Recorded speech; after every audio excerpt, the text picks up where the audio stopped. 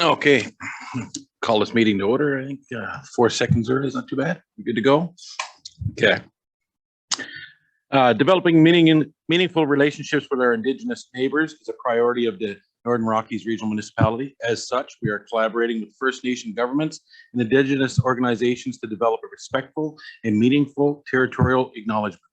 This work also presents an opportunity to learn more about the culture and history of the Indigenous peoples of our region. Please be advised that today's meeting is being streamed and recorded. Can I get a motion to adopt the agenda?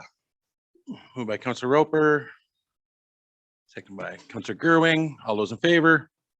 Motion carries. Petitions, delegations.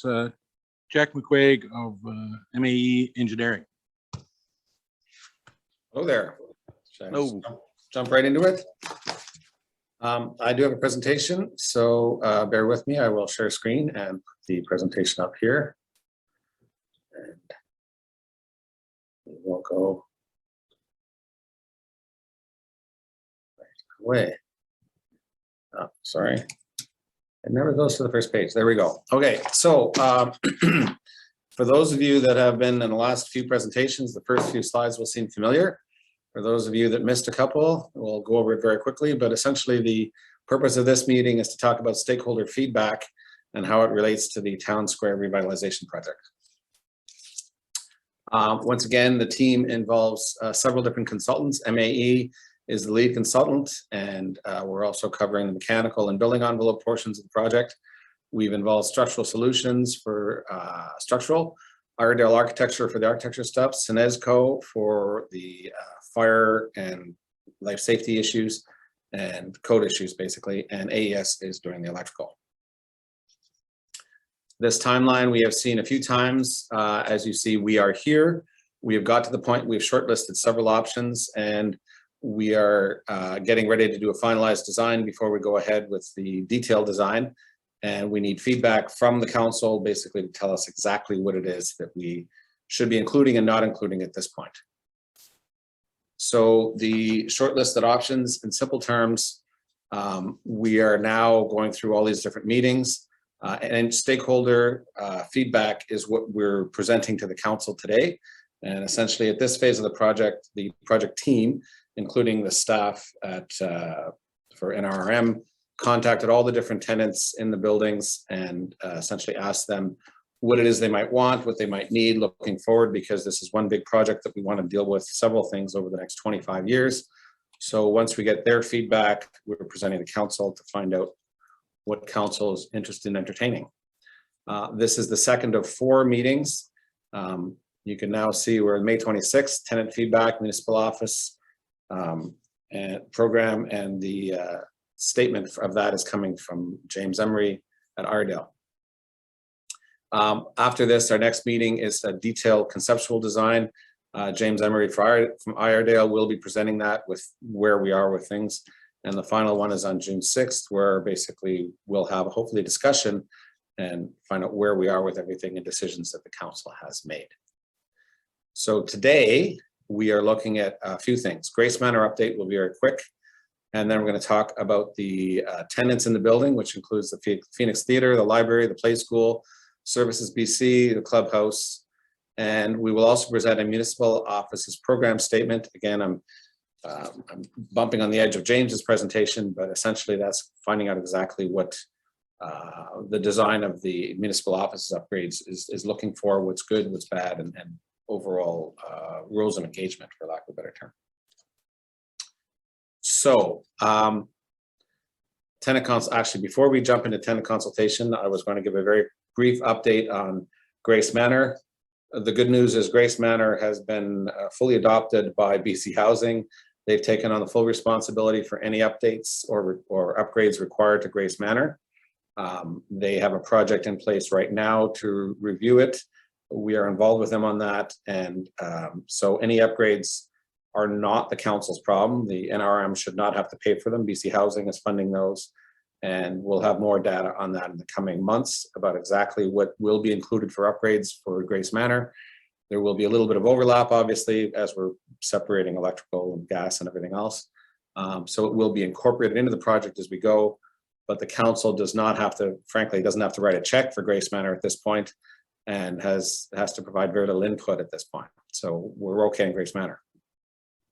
The other tenants, however, we met with the tenants of the town square. We described to them what the base scope of work was to upgrade the town square, and invited feedback from each of the different tenants to find out what it is that they wanted, what they might need, how they can improve things over the next few years. In simple terms, because as we're doing this other work, something can be included quite easily. And of course, some things would be much more difficult. And so we asked them what it is they might want. There were basically several requests, some within the scope, and we've outlined those and saying these are in the scope, we're doing those anyway. There are some that were beyond the scope, but basically there was some needs for additional space or improved layout design. The one thing that seemed to resound through all of them was desire to improve accessibility beyond the minimum requirement that they have now. Not all requests for additional space will fit in the existing footprint, but it will impact the final design. Now, let's just look at this for a second. There are some requests made by different tenants that will require us to expand the space they have. And if that happens, what that will do is will encroach on the existing space. For example, could encroach on the existing space being used by the town hall staff. There is a methodology that we can use to basically relocate the town hall orientation and move a bunch of it upstairs and shuffle everything around. It's a greater impact. And it's what we call Proposition 3 or Scheme 3 or Proposal 3. And we had a better word for that. It eludes me right now, I'm sorry. But essentially it's the third one. And that one we haven't really fleshed out because we're still looking for feedback from the council to find out whether they're even willing to entertain that level of involvement. The request from the Phoenix Theatre in order. The first one, they wanted barrier-free access throughout. Now, the term barrier-free is a very big term. It involves not just access to people with motor disabilities, but also includes people that are impaired, have impaired sight or hearing or whatever. And so right now, we haven't nailed down exactly what it is that's required, but on the one end of the spectrum, it's that patrons to the theater should be able to access the theater with a wheelchair. That's relatively simple. And we're looking at that. That's kind of included in the base scope. At the other end of the theater, at the other end of the spectrum is all of the staff working in the theater and everything else should have full access. So frankly, you know, hearing impaired and blind people and everything else can get on stage and perform and get off and everything else. Somewhere in the middle is something that's a little more within scope or should be considered in scope. But right now, what was asked for is barrier-free access throughout. That's a big ask, but a lot of that can, or a lot of the basics can be provided. They've also asked for additional space for storage, concession and programming, and some electrical upgrades to the stage and the catwalk. The library also asked for additional space. They want additional storage, shelving, catalogs, and additional programming. Now, we don't have all the details on the programming, but I understand they want to run some new programs. They require additional space. And there's accessibility, of course, comes up again. The play school is also looking for additional space for programming and accessibility, exit and entry to the building and within the building. So essentially, my understanding is the play school is considering expanding what they're offering to a large extent. And if we do go down that road, we could end up with a fully functional daycare center. And the daycare is different, whether you're including infants or young children. And all the requirements are well spelled out for that. And at this point, I believe they're considering things like this and have asked for additional space for that. The clubhouse was the simplest. They just want better accessibility and they want to make sure we have security. Now, oh, sorry, Services BC, I almost forgot. They also want accessibility and security within the building. Now, a lot of that stuff, or a lot of those asks, have been included in the base scope of work, so they're not a problem. However, if we include all the additional things asked for, here are some numbers that come up. Now, a very brief explanation. As an example, the clubhouse has asked for better accessibility and security.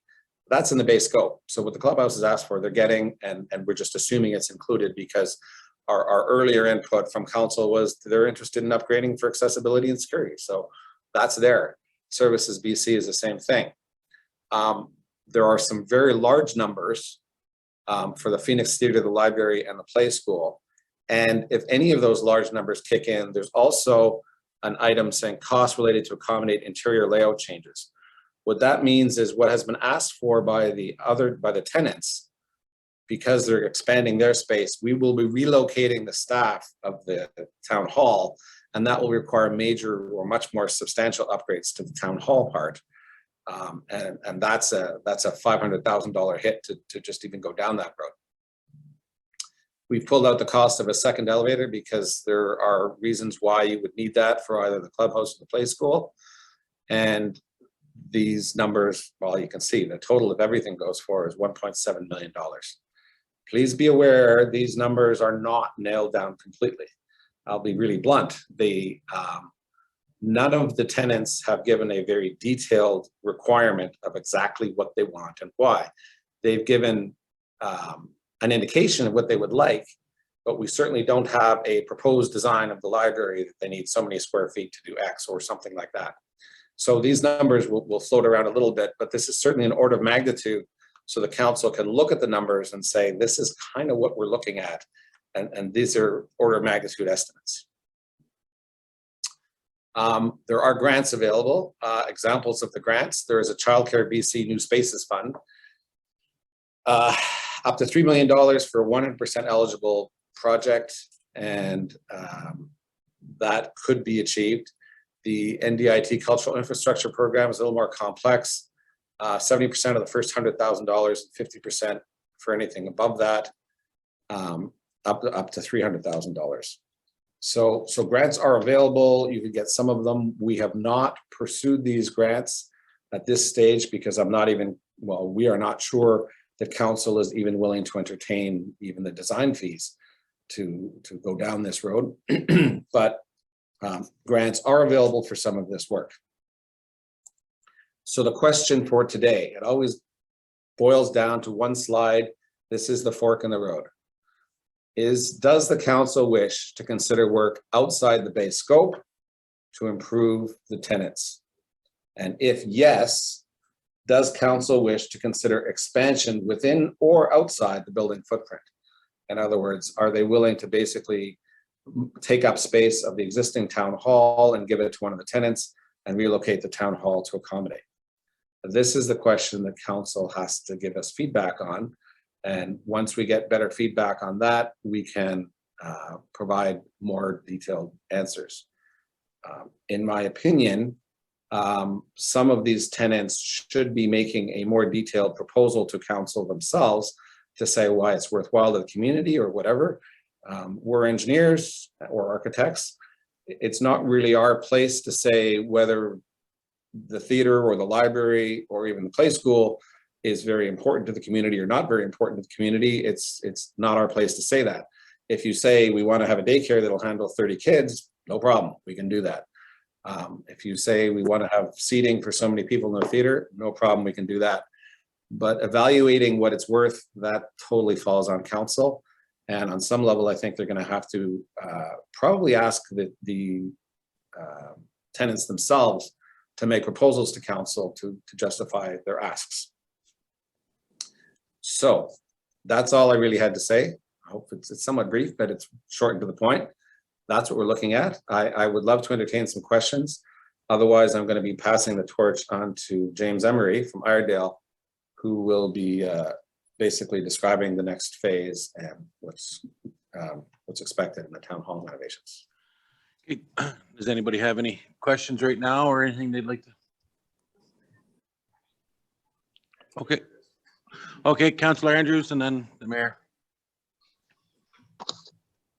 Hey, yeah, I just would like a little clarification on the scope of work, because from what my understanding is, and then to what the scope's been laid out as, seems to be slightly different. So just from my own knowledge, the general scope because I thought we were bringing everything to code and looking at accessibility.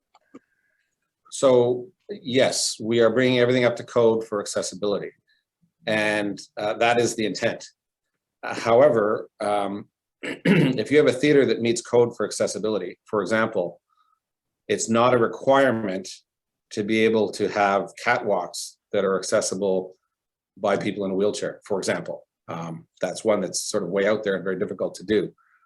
But it might be a good idea. Do you need showers for all the performers that are roll-in, roll-out showers?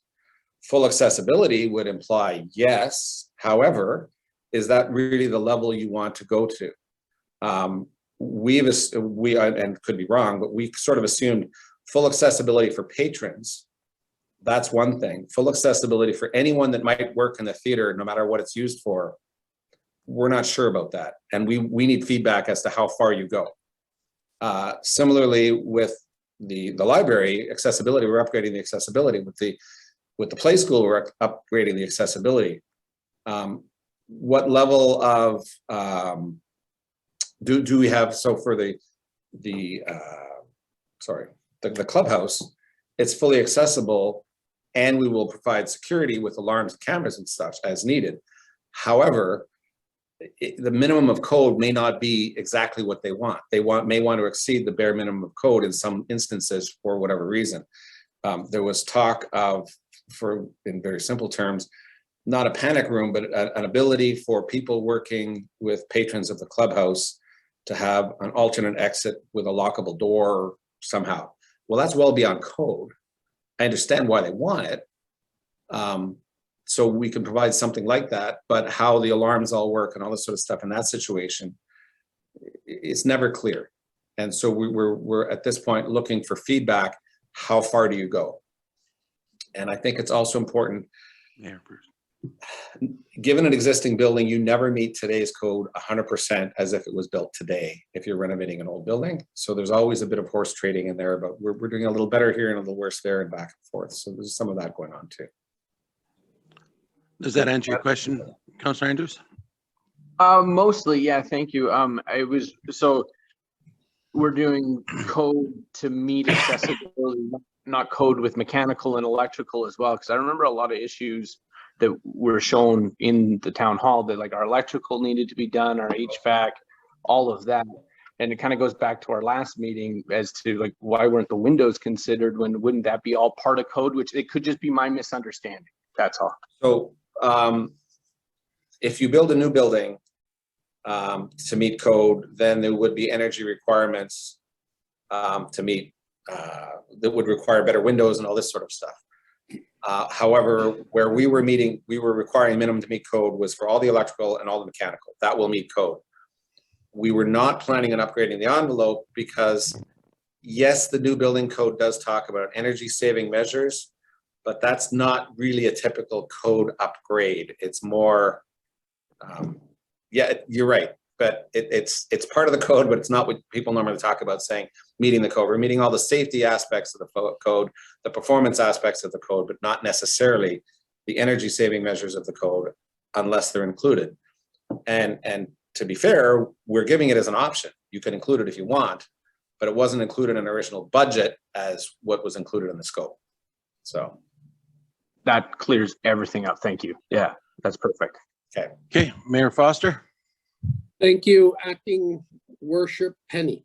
Mr. McCuaig, I'm just wondering what was the cost of the original scope for those that are going to be watching this by Zoom, and also accessibility was one of the things we were going to do, and then bring places up to code. But I see that the wish list for these, the library, the theater, and the play school is not really very well defined. And I think that perhaps we should get that more laid out before we start making decisions here on cost or what we're doing. I guess we should get a direction on exactly where we're going with this.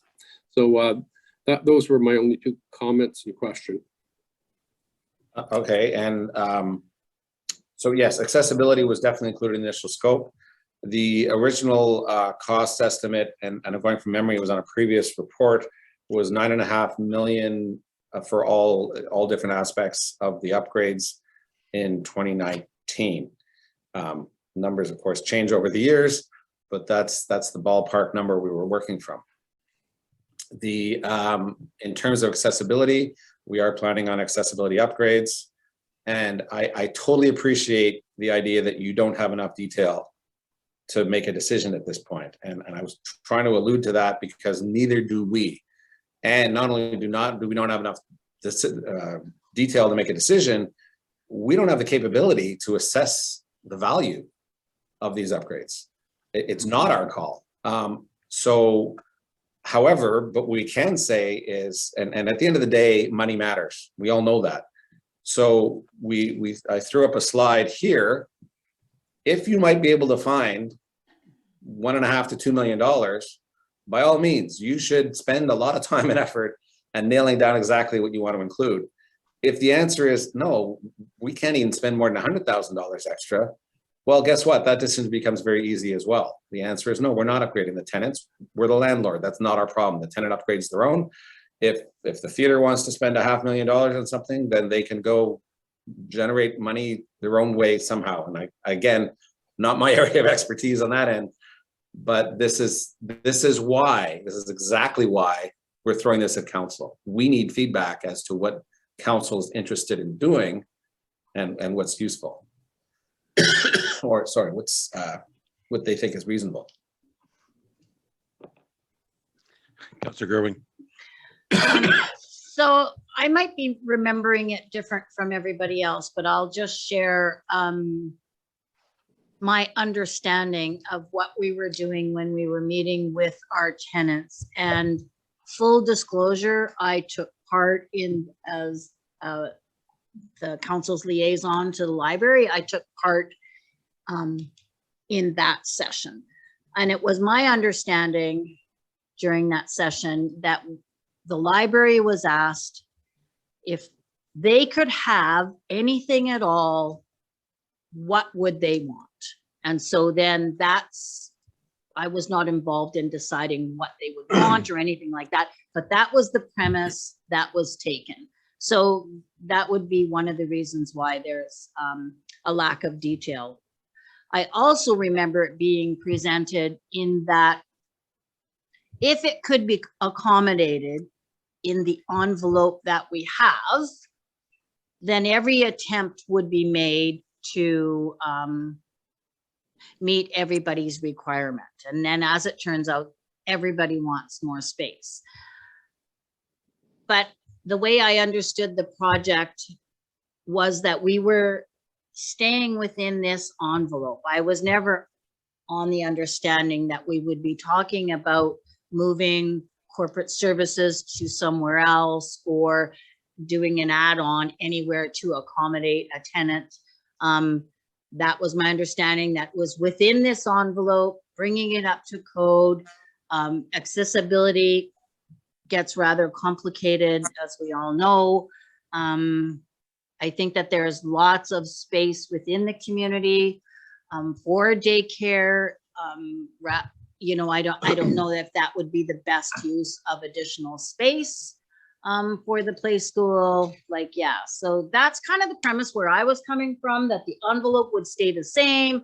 And if the additional space for the tenants could be accommodated within this envelope, then every attempt would be made to do that. But perhaps I was mistaken.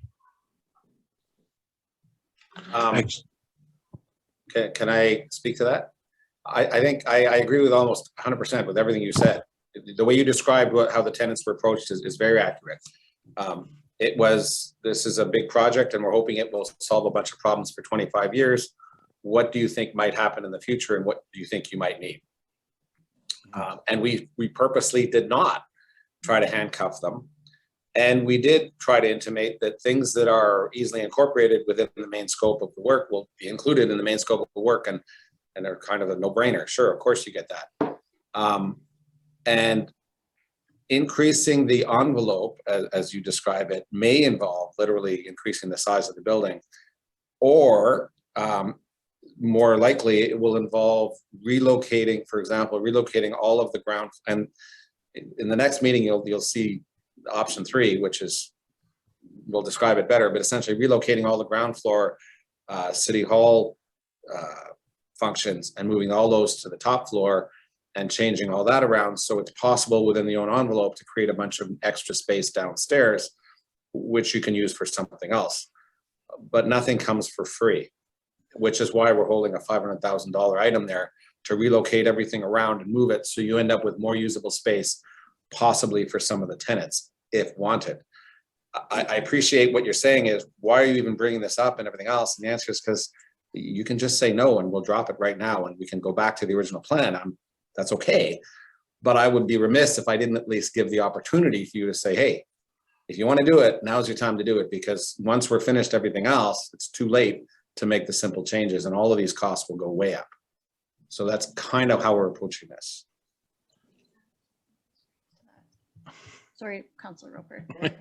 So yeah, to Jack's point, we posed the same set of questions to every tenant group, and how you interpreted them may have been slightly differently interpreted by another tenant group. And so when you hear consistently, well, at least from 3 of the 5 tenants, that they need additional space, there's only so many places you can find that within the footprint. So so that's, you know, we're trying to provide some scenarios that could hit everybody's wish lists, or at council's discretion, you know, draw some lines in the sand so that we minimize those options or scenarios to something more simple. So yeah, we went into it kind of with an open mind and not knowing what to expect, what we were going to hear back. And it was interesting that some of the themes were consistent from tenant to tenant. So yeah.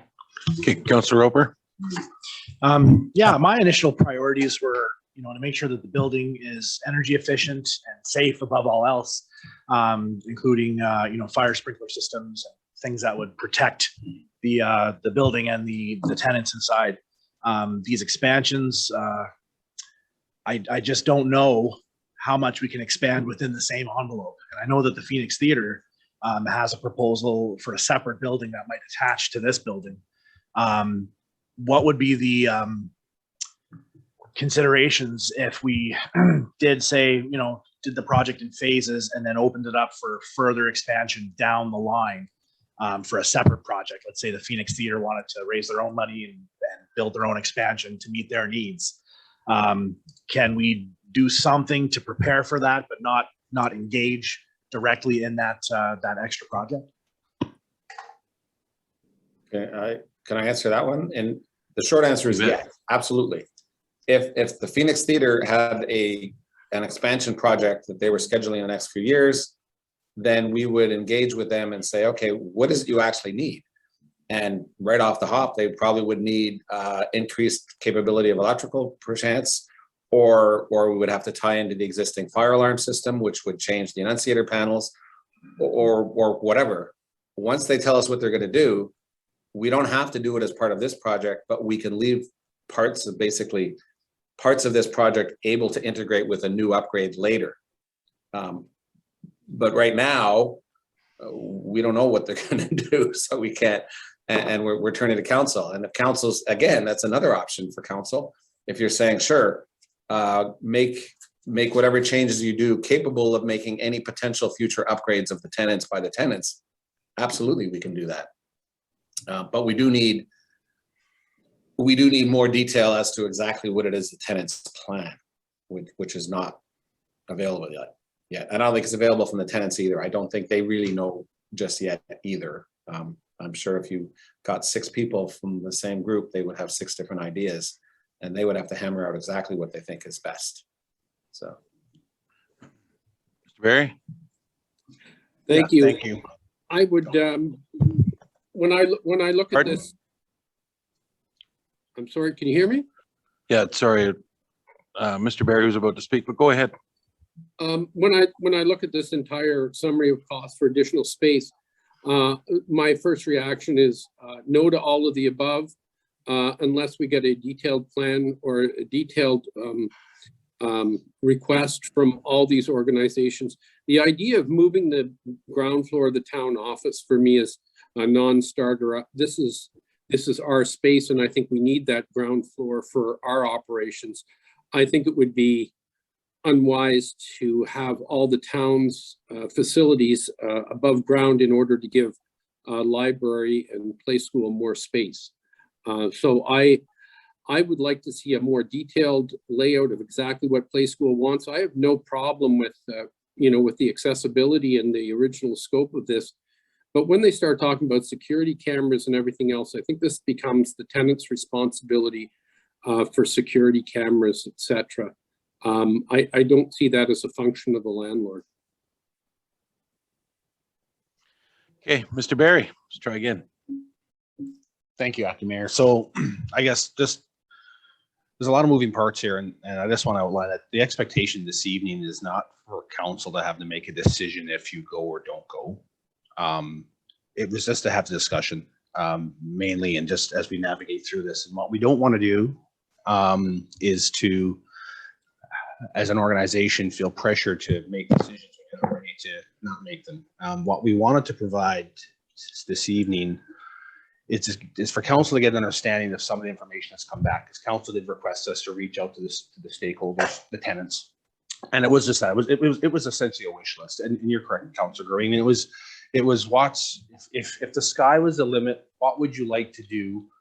And similar to your comments too, Councilor Roper, is if we're looking to expand, if the feeder is looking to expand in the future, well, we want to acknowledge that as part of the updates that are occurring, that are recurring part of it called the base work, so that if there's an opportunity, for example, well, you're not going to move an item or something in the way that you have to take apart later, possibly if you're going to potentially knock a wall down to attach a building to it. In regards to the scope of work, I mean, it's, the reason we're having this discussion is because when you start adding the sum of all parts, you start getting a significant scope creep. And from a cost perspective, it significantly inflates the cost, right? So when we have our discussions internally, and I know Jay can vouch for it and Sean can vouch for it, what they continually hear from me is we need to be focused and be grounded to understand that fundamentally what is the intent of the work that's getting done here. And it's similar to what Councillor Andrews said, all of you have said as council, it's been to look after. The original discussion was, do we stay or do we go?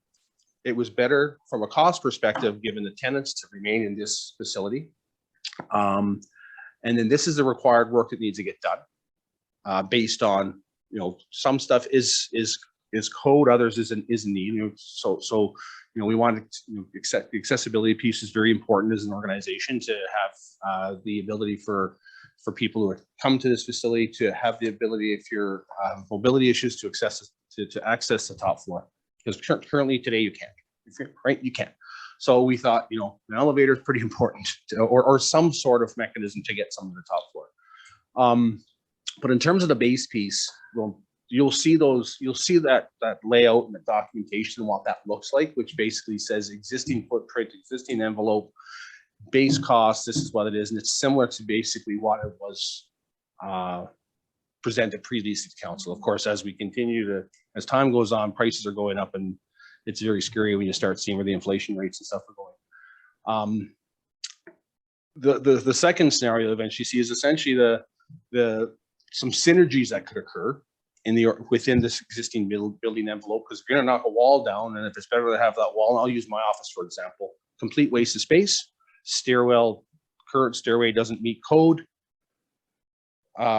My office can be much smaller and free up that additional space for a common meeting room for staff versus what we currently have. And if you're knocking a wall down and cost you maybe a couple extra bucks to throw a different one up in a different location. So that would be the scenario 2. The scenario 3 is essentially what we've been calling internally as the Taj Mahal of the design, which is basically all the wish lists. And this is what the impact is, just so council can get an idea the significance of the impact. Because in my opinion, if there's no desire to go that route, why spend the money designing it?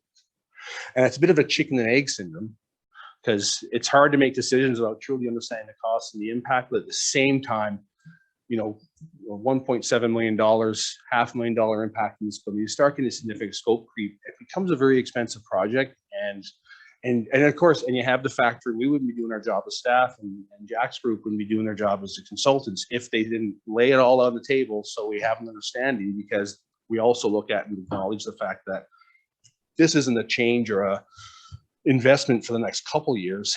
This is going out 30, 40 years, honestly. We're saying 25, there's a likelihood this is 30, 40 years out, right? So, and that's why it's important too, to acknowledge when we have conversations with the tenants, is there's something they're looking at doing, maybe it can be fit in, or it can be acknowledged that, the design can be adjusted a certain way that it could accommodate a change or an addition down the road, right? So just, and the other piece, given the fact that town halls are not, new town halls or money spent on town halls are not the most exciting thing for communities, of course. They're not well received.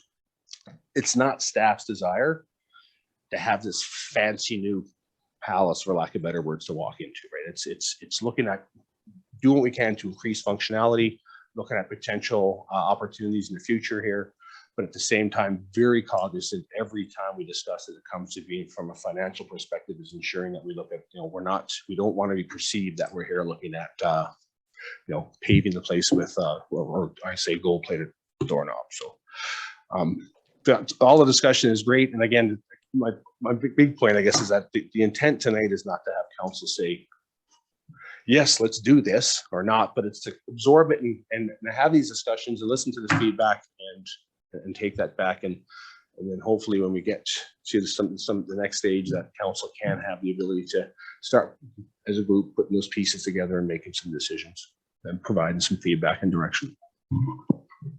Thank you. Go ahead. Yes. So I just wanted to comment on the summary report that was attached to the agenda. So we as staff, we were tasked with seeking feedback and relaying it to council. So we did that verbatim. We didn't look at whether it was a tenant or a landlord responsibility, or whose cost it should be, because ultimately we thought it was important to just let you know what we heard. And part of that too is recognizing that some of these are more than just tenants to us as an organization, that we provide a location to tenants, to organizations that the municipality also funds. So it may be a tenant cost, but it may end up coming back around. So we just thought, the safest approach is to lay it all out there and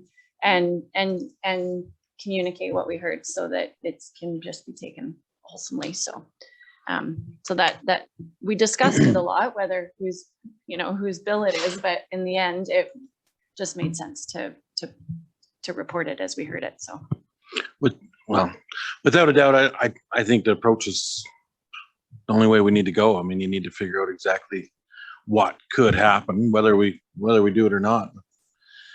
We don't want to look back 10 years from now and wish that we had made this change or made that change when somebody comes forward. But I don't think I have any points that haven't been around and around. Anybody else have anything to say on this before we move on? We're all good. Okay. Thank you, Jack. Okay, so the last thing I will say is, I understand the full report was presented to all council members, and I suggest you do read it in depth, because there's a lot more information there. At this point, I am going to pass the torch on to James Emery at Iredale, and James has a small, well, he has this presentation to go on, and so I will stop my share and introduce James. James, you can say exactly who you are and how long you've been around and done whatever, but we've worked with Iredale for several years and have ultimate faith in their ability, and they've actually put together some really good stuff. But today, I believe he's going to describe the goals and objectives in terms of that are basically guiding our design process as we go. So, yes, thanks, Jack. And let me just get this starting from the beginning. And you can hear me, right? Okay. Yes, James. And there we go. Just took a little bit. So yeah. So what I'm going to talk about now does follow along with what your discussion was, or what you've just gone through at this point, but it's very specific to the NRM town hall space. And I'm talking about the program statement for this space, and I'll go into it in a little bit. But first of all, maybe I should just introduce who we are, so you know who you're working with. So Iredale Architecture, we've been around since 1980. I'm one of the partners in the firm. There's 6 of us. So we have 2 offices, one in Vancouver, Victoria, and about 40 people in the office. We specialize in a number of things, but one that we represents a good portion of our work is tenant improvements of publicly funded and occupied office spaces.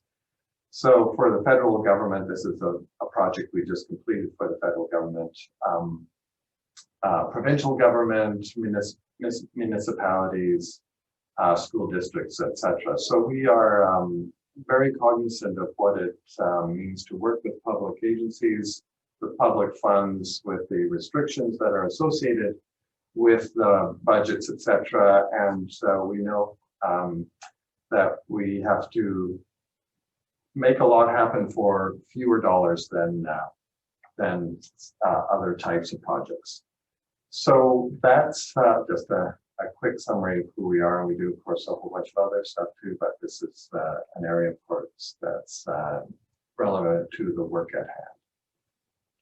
So I'm just bringing this up because I want to explain why I'm going to talk to you about what I'm going to talk to you about today. And we've talked a little bit in the presentation that Jack just made, but there's a number of reports and upgrades that have been proposed for the town hall facility.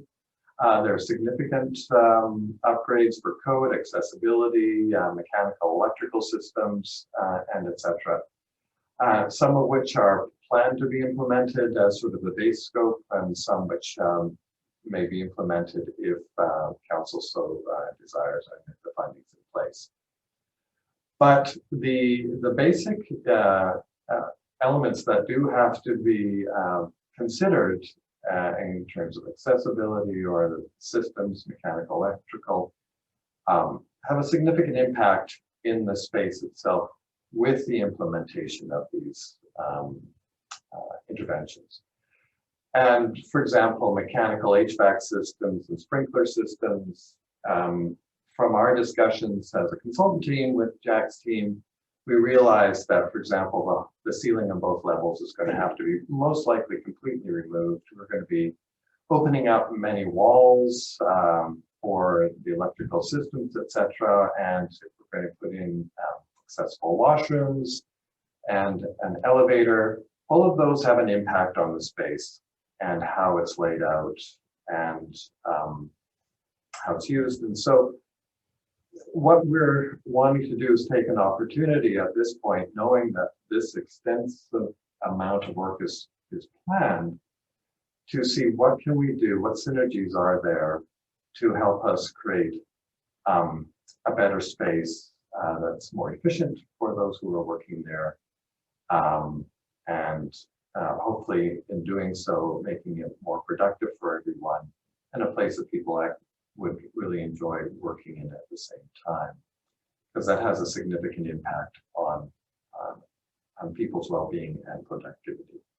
So this is sort of the background for why we are endeavoring to create this program statement. And some of you may not know what a program statement actually is. So I'll just give you a brief understanding of that. So a program statement in its most basic form determines identifies the number of users. We call them full-time equivalents.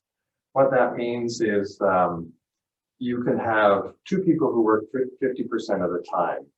So they're part-time, 50% each, they equal 1 full-time equivalent. So it's just the number of staff members, and taking into account that there's some people are part-time. So we want to understand what the number of users are.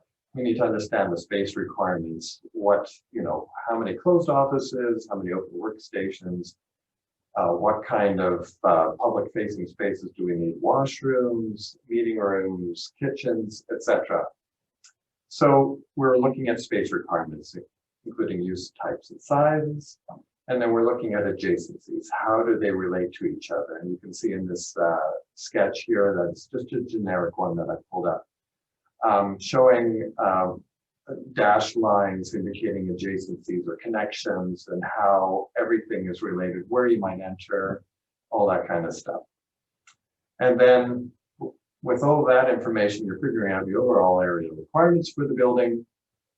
And then sometimes a program statement can include a budget, which is generally the case that we do. Budgeting will be a little bit different. It's going to be outside of the program statement because there's so much else involved, but that's often the case. And then there's other elements that you can add into a program statement, but it's very basic. This is what we are trying to achieve. So that's the basic introduction program statement.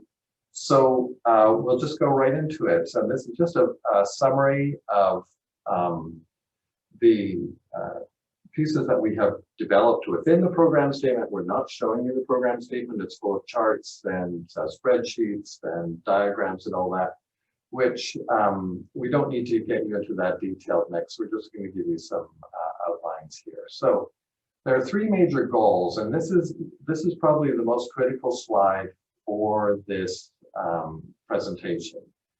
And because this is what the staff is looking for council approval on. So we have three major goals for this program statement, and this is what guides us and determines how what we're looking to achieve through the statement.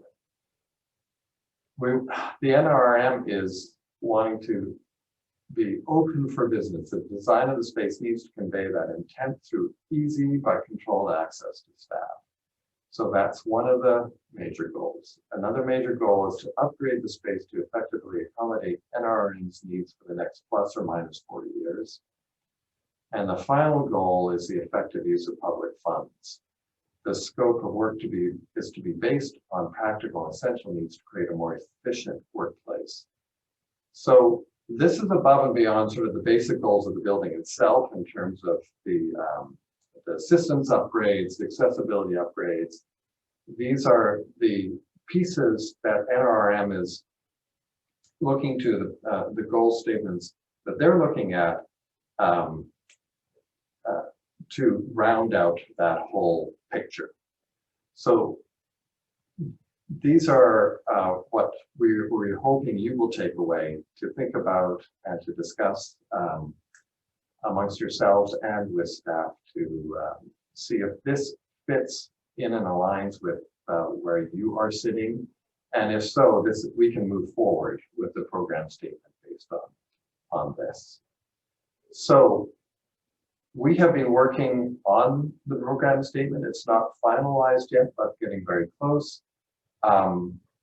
Based on these things, we need your confirmation that's the right move for us to do, but it's still not too late to make changes for sure on this. So I'm going to go to the next slide, which tells you about the inputs that we use when we're creating this particular program. So we're looking at the current and projected future NRM staffing and program needs, which has been provided by the staff. And that's over the next 40 years, as best as one can project, right, on a timeline like that. We also are looking at the Government of Canada Workplace 2.0 standards for publicly funded spaces. This is generally implemented for federal government projects, but it's a very comprehensive and very useful document that we use in all of our space programming projects that we do, whether they're public or private. Sorry to interrupt you there for a second. Kyle or Councillor Andrews, you have your hand up? Yeah, just a quick, simple question. How often is the building code updated? Yeah, so, right, because we're also looking at the building code. So that's, that varies. So the previous BC building code was 2014, I believe. So it's every 4 to 5 years. Something like that. So are we gonna have a new one come out in the middle of the project, or do we uphold the 2018 code? Like, what would happen if it were to change in the middle, I guess would be a better way to ask. Yeah, so it depends on whether we've got a building permit or not yet. So if we don't have a building permit, then we have to adjust to the latest code. But if we've already applied for that building permit under the 2018 code, that holds throughout the construction period. And so, and you know, these adjustments from one code to the next are usually not massive, and usually we can accommodate adjustments if we need to. And then finally, the Building Accessibility Handbook 2020 for the BC 2018. And again, that accessibility handbook will also adjust more or less in the same time frame. It varies. So those are our kind of major inputs for the program statement. Now, what's currently held accommodated in the town hall are the executive, the corporate services, finance, planning and development, and of course, council chambers in the mayor's office. Nothing new to you, but that's what we're incorporating, or what's currently accommodated, and we're not planning on changing that in terms of developing this program statement. We also know that public works sometimes has people use a space in there, and there are visiting consultants, etc., who come in and need a space. So we've allowed for that, but those are pretty small pieces to the pie. So having gone through the discussions and back and forth and working with NRM, this is what we've developed in terms of understanding staffing and area needs. So that when I say staffing and area needs, that means closed offices versus open workstations, open collaboration spaces, numbers and sizes of meeting rooms, kitchenettes, janitor rooms, washrooms, circulation, all of those spaces, storage, for example. We've incorporated all of that into this, and you can see here that we have the current and future FTEs working with NRN. Current is about 26, projected it will be around 31.5, and this is over the 40-year period. So not a lot of growth, fairly stable, but there's a little bit of room for growth. So that total program area requirement for 31.5 FTEs is 1,155 square meters. So when you take the existing building and you figure out how much space there is, you've got the main floor at 712 square meters, the upper floor at 1,102, and the upper floor back 40 at 440 square meters, which is mostly used for storage, etc. at the moment. You see your total building area is 2,254 square meters, which means you have an available extra area of 1,099 square meters. So you obviously have more space. I don't think that comes as a surprise to anybody, but you have more space than you actually require for the program needs. And so there has been some discussion already, and it was outlined during our discussion that we're looking at some scenarios based on what we've determined here, based on the required upgrades, the proposed upgrades, and even those that might be beyond. We're looking at a scenario where it's just simply, let's just make changes based on the code and systems upgrades, including accessibility, right? So making some adjustments, but not doing much else for functional purposes. So that's one thing I'm going to be showing you next time we meet. Then the second option is, okay, let's acknowledge the fact that we are going to be more or less gutting the space to do the work that needs to be done. So let's acknowledge that. Let's try and figure out some functional improvements, etc., so that the space works better for the staff. That'll be scenario 2, which I'll show you next week. And then the final scenario, which is this one where we move everything upstairs, is based on the fact that there is so much extra space. And when I say move everything upstairs, that's actually not totally true. That's not what we're planning. We still believe the council chamber should be on the main level. But the rest is space, and maybe the mayor's office on the main level too, and some flexible space down there, but the rest of it could be used for an adjacent tenant like the library. So those things I'm not are what we're contemplating as we look at our program statement. And I should note that a program statement doesn't dictate what we need, the final outcome. That shows essentially the ideal situation, the best case scenario. And it doesn't mean that can always be achieved. So even though we've created this program statement, we may go for scenario number 1, which is just the minimal upgrade. But at least it gives us some direction to work even with that and to make a few little improvements here that we can that don't have a significant cost impact. So it's a useful statement for each of these scenarios, whichever one ultimately you choose to proceed with. But we do want to give you enough information that you can make a somewhat knowledgeable decision on. So this is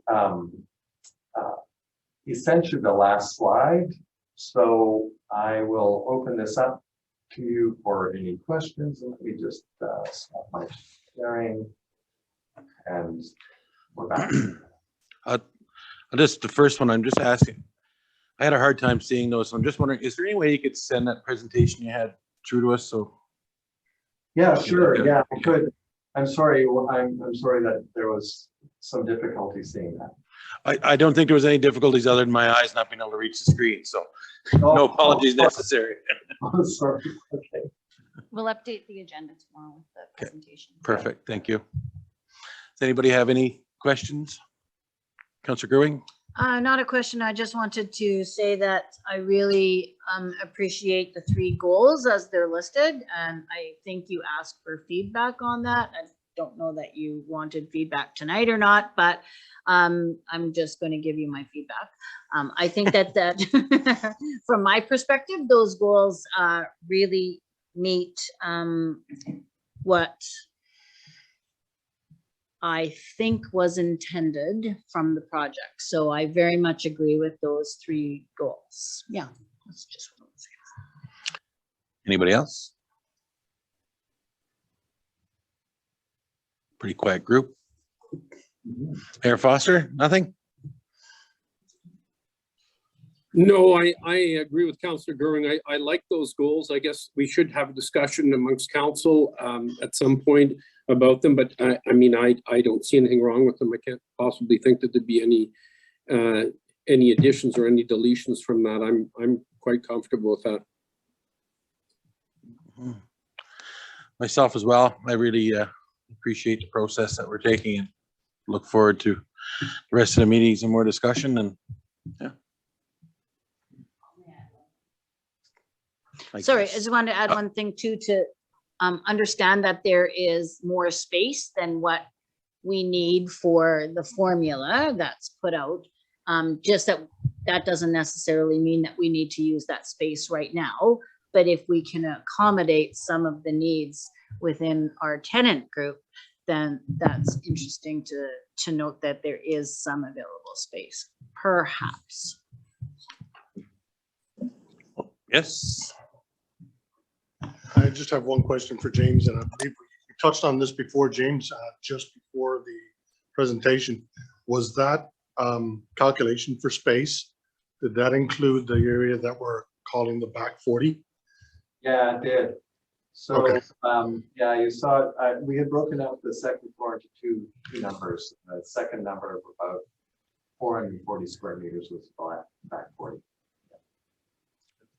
Just for the rest of us. That's currently the unused space. Okay, that's what I assumed, yeah.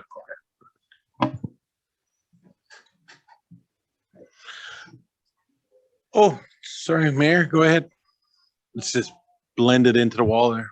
Yeah, I just, in discussing the extra space, I once again, I want to bring up the fact that, you know, it's very convenient for the public to walk into our offices and pay bills or talk to somebody at the front counter. And I don't want to see us lose that. And you know, I don't see any point in somebody walking upstairs, and I'm hoping that that can be accommodated so the public has got easy access to staff at the municipality without having to go up a flight of stairs or get in an elevator to go see us. So that's my only comment on that. And I think we have to take into account, you know, when the library says that they want more space, is that space that the library wants, is that better utilized for the library, or is it better utilized in some function for the municipality? I think we have to take that into account too. This might be further down the line, but I just wanted to bring that up. All right. Anybody else? Nothing? Oh, sorry. Go ahead, Jack. Sorry, I'm off mute. Just a couple of things very quickly. First off, I understand the concern about the building code changing. It does change, as James said, every 4 to 5 years. Please be aware that the person who gets to make the call is the authority having jurisdiction, who is you.